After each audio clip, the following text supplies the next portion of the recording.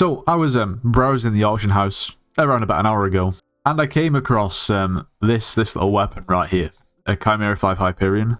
Now, my impulsive side kind of made me want to pull my 5 billion coins out of the bank and buy it and test it, but then I decided to utilise the very little brain capacity that I actually have and stop myself. Nitros, you silly boy, you wouldn't be making a mistake. The Hyperion is the best weapon in the game, and Chimera is probably the best enchantment. How could this possibly be bad? Well, it's not inherently bad, it's just kind of specific to a very, very niche part of the game. But that kind of got me thinking, how can you make the most out of a Hyperion? And we'll go a little bit more in detail and in depth as to why Chimera isn't really great for the majority of the game a little bit further into the video. But there's lots more to it than just the enchantment. So one thing I want to stress before we get into this is having an optimized setup with a Hyperion is obviously not really a cheap venture. The Hyperion itself is going to cost you somewhere between 1.5 and 2 billion coins, so you can imagine how much the rest of the setup is going to cost. First of all, I want to start off with equipment. How can having good equipment essentially buff the Hyperion? Well, it goes without saying, the Hyperion is a mage weapon, it uses mana, so basically what we want to do is make it so we can use as little mana as possible, in relative terms. We want to make our mana stretch the most it possibly can, we want to gain more mana where we can, and we also want better mana regeneration. Equipment is important because we can have these rolls on equipment. Now, they're not cheap because they are god rolls, but mana pool is going to give us more intelligence, which means basically we just have more mana to use with the Hyperion, which is useful. And mana regeneration is just going to mean we regenerate mana quicker. It's pretty simple. Now, while some pieces of equipment are simply placeholders, something like the Implosion Belt definitely isn't. Now, even without the god roll, say if you were to just get a random roll on an Implosion Belt, it would still definitely be worth it, because it increases all explosion damage dealt by 25%. Now, of course, when you right-click with a Hyperion, that is explosive damage. So if you're using a Hyperion and you're not using an Implosion Belt, you're missing out on 25% damage, and that's the end of the story.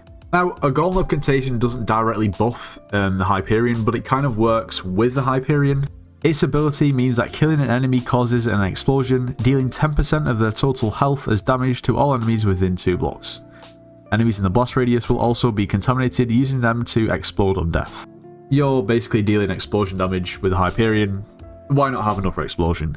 And of course, the reforges on these pieces of equipment, you're basically just going for the most mana that you can go for. This should have Brilliant. I don't know why it doesn't. But anyway. Now, we truly are just scratching the surface, so let's move on. Before we do, if you are planning on purchasing anything from the Hypixel store, make sure to use code Nitros. It gets yourself 5% off. You should subscribe to the channel if you watch the videos and you haven't subscribed, please make sure to do so. You should join the Discord server, it's linked in the description of this video. We offer slayers and dungeon carries, so if you need carries or want to carry and make some coins, make sure to join. Now, moving on to armor. I'm not going to take a very long time on this because it's really self-explanatory and straightforward. Basically, when you're using the Hyperion in dungeons, you're basically just going to need Storm Chestplate, Storm Leggings, and Storm Boots, with Wither Goggles. Optimally, you could put Refrigerate on your goggles. Refrigerate grants 25% of the mana used to cast abilities as defense for 10 seconds, up to 1000 defense. Just makes you a lot tankier. And you can basically just throw Wisdom and all these pieces of armor, reforge them to Necrotic. You can also just upgrade the base pieces too, from Hot to Burning to Fiery and then Infernal. You just use Mage Armor, that's all I'm trying to say. As for the pet, well, it kind of depends on what you're doing. If you don't struggle for intelligence, you already have a lot of intelligence, I'd probably just say go for something like a Golden Dragon, because your damage is going to be massively buffed. Something like a Sheep is going to be good for intelligence. Now, something we do have to consider is, well, you don't actually have to use a Hyperion. There's other variants of the Hyperion, such as the Valkyrie, the Estrella, and of course the Scylla. Disregarding the Valkyrie, depending on what you're doing, you might even want to look into, well, changing from a Hyperion to a Scylla or an Estrella. Hyperion at base is going to give us 260 damage, 150 strength, 350 intelligence, and 30 ferocity. An Estrella will give us 270 damage, 150 strength, 250 defense, 50 intelligence, 20 true defense, and 30 ferocity. So perhaps if you're not bothered about intelligence and you already have enough intelligence, then you could potentially look at something like this for better survivability. There is also a Scylla, which is more of a hybrid between a melee weapon and a mage weapon. Realistically, the Estrella or the Hyperion are probably going to be the two that you're looking at. If you already do enough damage, and you already have enough intelligence to a point where you don't run out, then you could always consider the Estrella. Now, what is a Hyperion without the scrolls?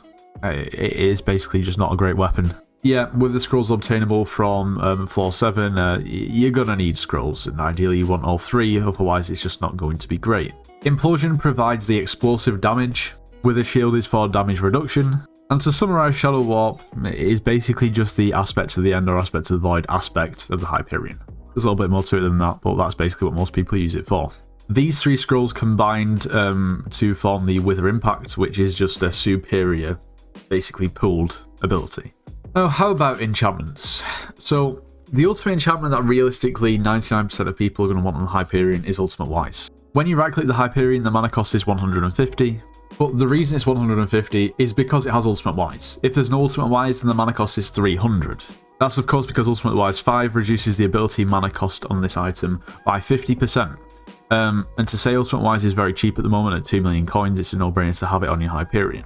Now, realistically, the only other enchantment that anyone could really make an argument for to put on the Hyperion instead of Ultimate Wise would be Chimera.